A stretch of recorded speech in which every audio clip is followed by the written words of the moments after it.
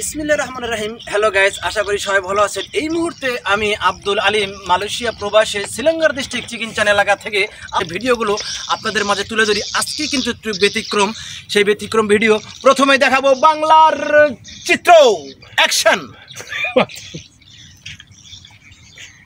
দেখতেই পাচ্ছেন হুবহু বাংলাদেশের কালচার সিনারির মতো দেখা যাচ্ছে। ওই যে একটু দেখান, ওই জুম করে দেখান, ওই বাঙালিরা মাছ মারতেছে ওই দেখা যাচ্ছে মনে হয়। অবশ্য দেখতে পাচ্ছেন ৫-৭ জন লোক একত্রিত হয়ে মাছ মারছে, কিন্তু মাগার এই দেশের নালার মাছ স্বাদ লাগে না।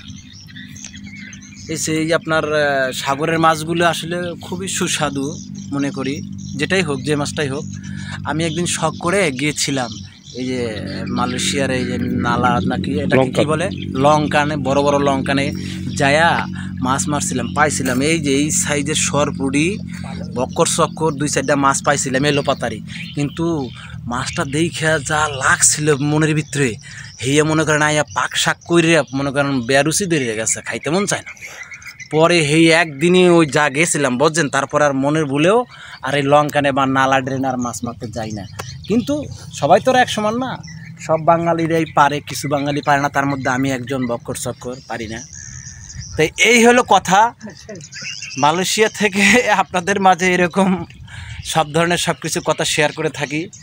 তো আশা করি আমাকে আপনারা বেশি পরিমাণে সাপোর্ট দিবেন। আমি যে হতবাগা মালয়েশিয়া আসা যা ফাঁসে গেছি, বিনোদন থেকে ফাঁসে গেছি, মানে মানুষের মাঝে সব ধরনের ওড়া বসা থেকে ফাঁসে গেছি, মানে নাই বিরত হয়ে গেছি গা। আমি যে কি একটা মাইন্ড ক্যাসিপে পড়ে আছি এই মালয়েশিয়ায়, এটা বলার মতো ভাষা খুঁজে পাইতেছি না আর আপনাদের মাঝে।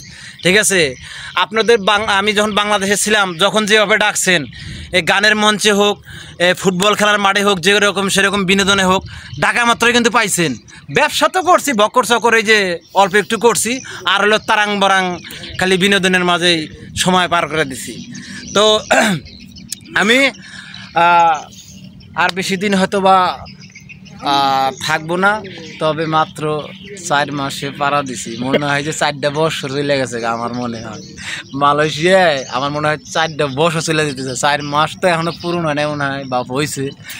তো জানি না এরকমভাবে মানে ফাপড় দুঃখ কষ্ট নিয়ে আর কতদিন টেকসই দিতে পারবো বা থাকতে পারবো।